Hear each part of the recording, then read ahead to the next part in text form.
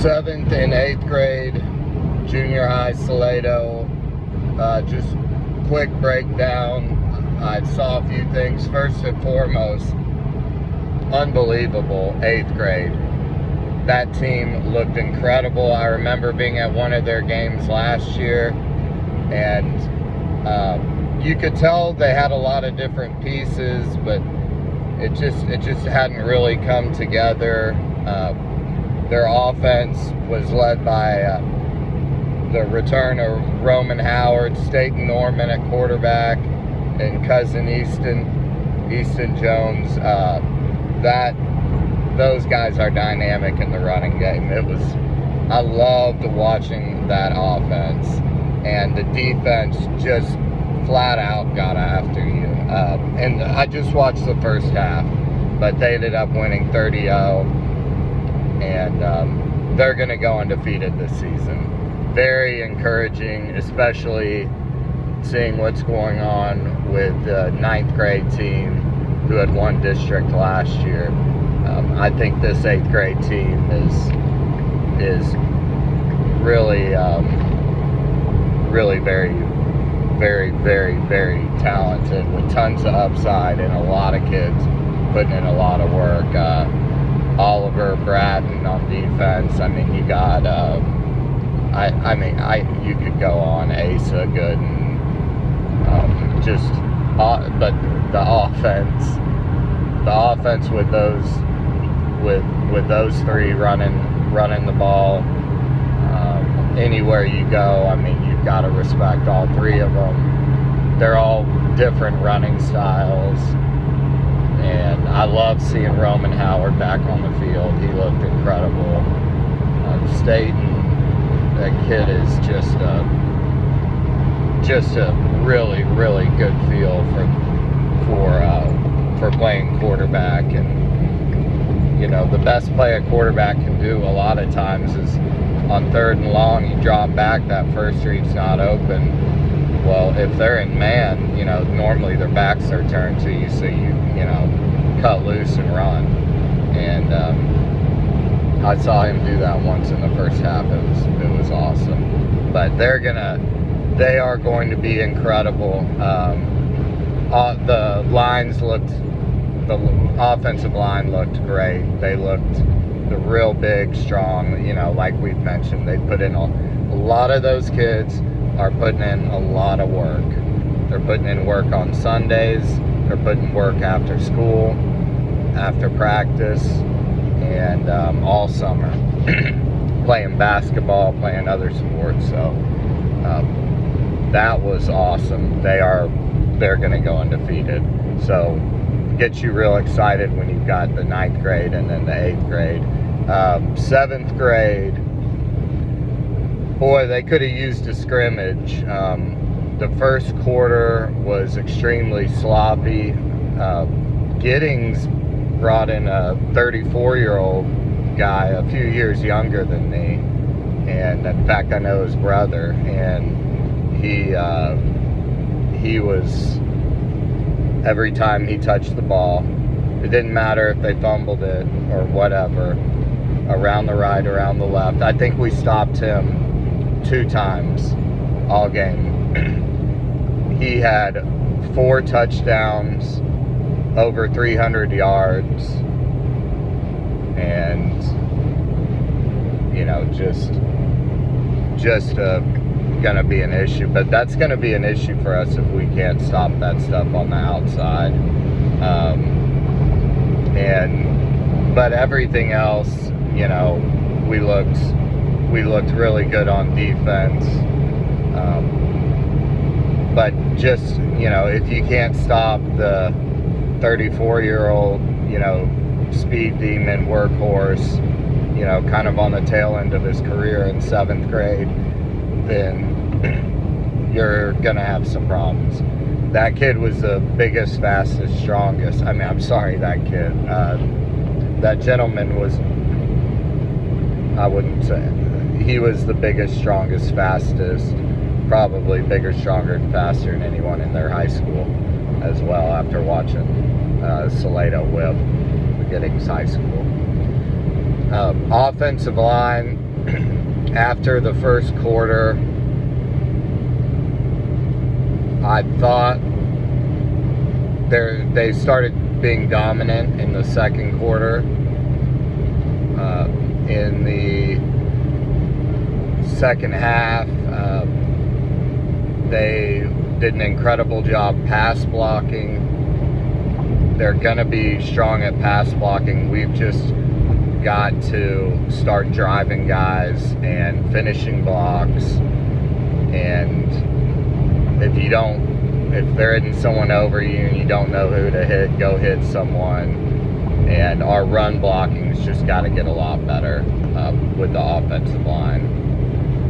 You know, part of it is you've got to get into that rhythm, leaning forward, and we're in more of a spread passing offense coming in with these new coaches.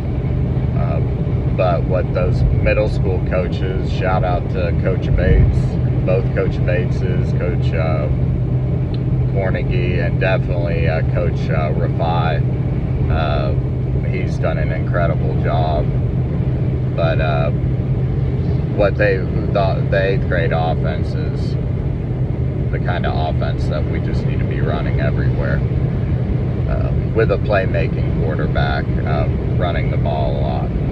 So, back to 7th grade, I talked about the offensive line. They had one kid, defensive tackle, that seemed to give us some problems.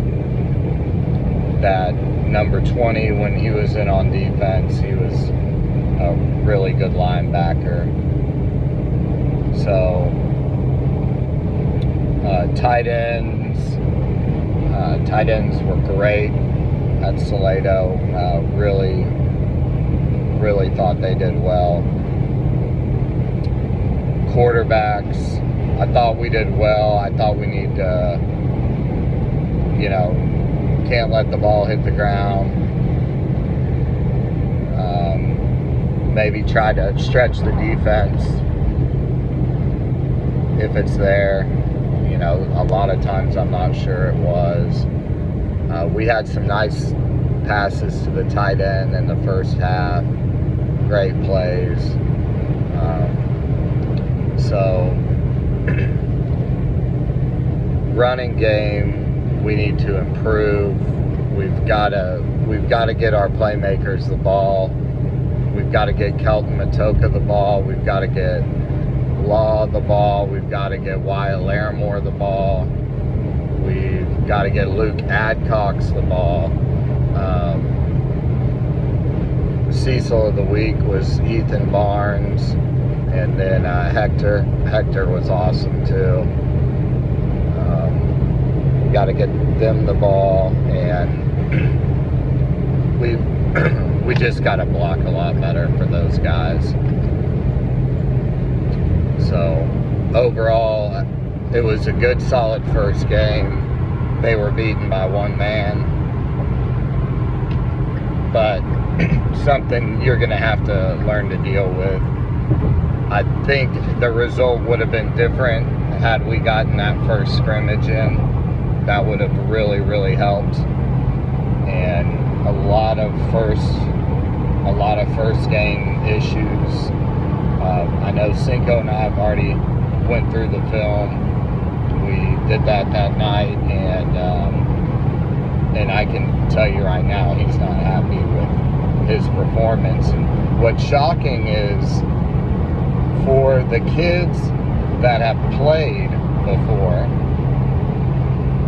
which, if you look at the Youth Football Dynasty video, there shouldn't be any of that. They've played everyone, played everywhere, done everything, played, a lot of different positions, and I get the first game jitters for every football game, but once that first hit is there, you should know, and I just feel like we should have been a little more ahead of the curve on that. I wanted I wanted those guys to really lead the way, which they did, of course, but we just, we just had a rough time with the grown man, and we'll get there. I could see us, making a ton of improvement, and there's going to be, some different, changes, probably schematically, personnel, all the above. I mean, and but if it was me, I would make practice way more physical. Have those kids hitting, tackling drills, all Monday, Tuesday, every week, and a little bit on Wednesday. And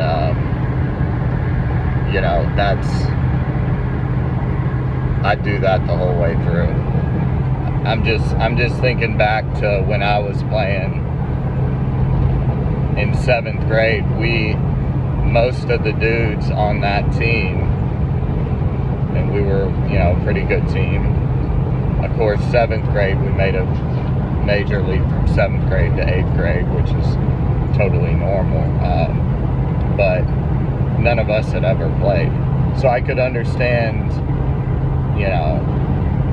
the difference, but we hit every single day in practice. Different hitting drills, just the old form tackle deal that they don't do anymore because they want to blow shoulders out. But you step and, you drive into them with your face mask in their chest. I know they don't do that now, but they do have, we do a similar deal, and we just need to get a lot better. And so part of the issue is with these spread systems. I mean, I know everyone knows this, but I'm going to go ahead and talk about, a coach here. Look, I'm not the biggest slot T, option, wing T, whatever, but I'm going to tell you why it works. Because you sit there and everyone learns to run block, and everyone learns in practice how to stop the run, and it's a way more physical brand of football. So you can just sit there and grind it out. And one other thing is, it's really kind of a unique, once-in-a-lifetime opportunity for that kind of offense, when you're doing Texas high school football. So,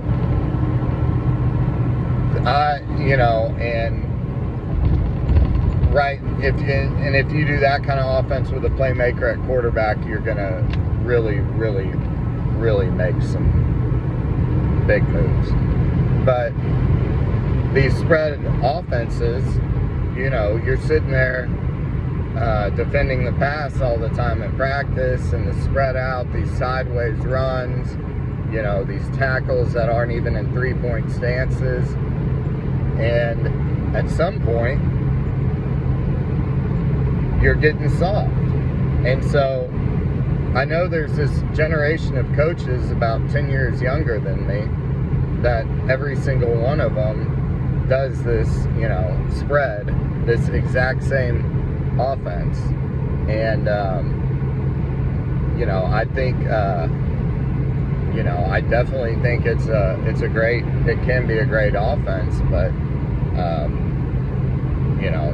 if they're doing it the way they're doing it in 8th grade with running a playmaking quarterback like Staten, and you have a couple, playmakers, and we do have playmakers with high school, on the high school team, but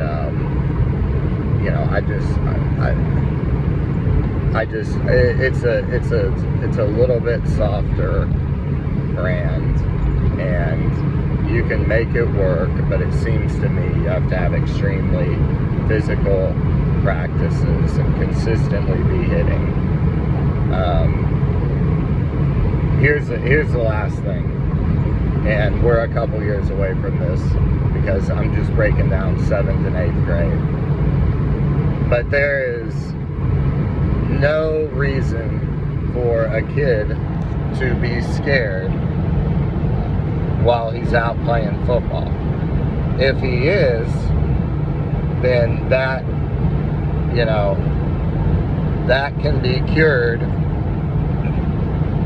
especially if you know, you think he's going to be a player and he's a little bit soft. That can be cured. I'll give you an example. The best way to cure it for a freshman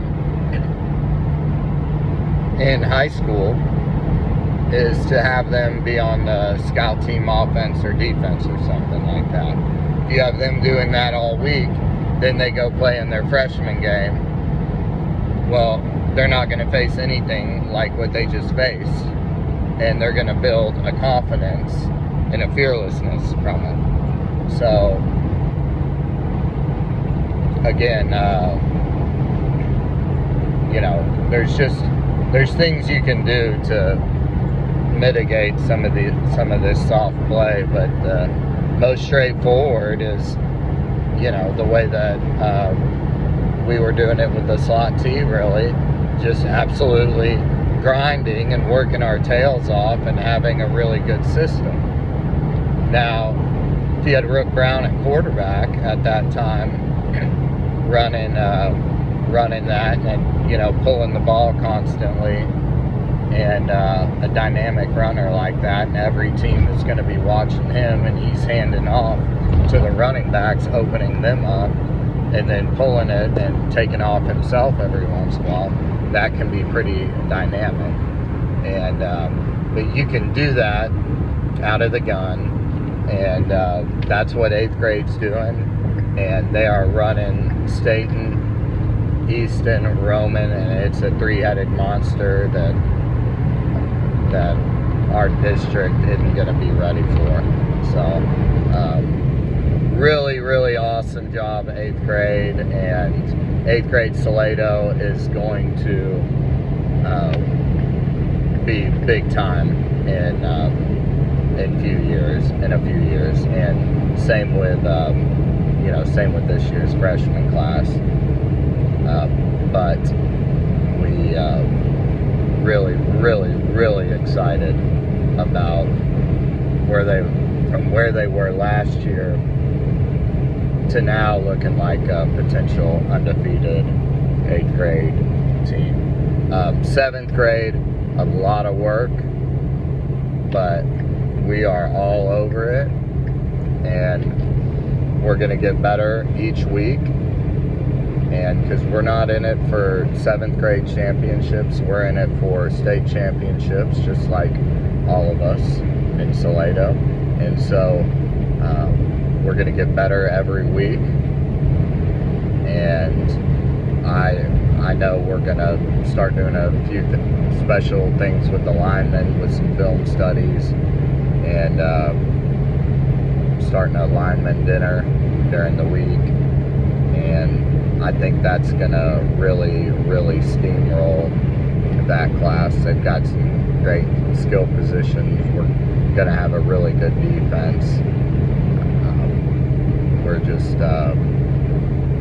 We just need more of a mentality, and we just have to keep grinding and put in the work like last year's 7th graders, this year's 8th graders put in.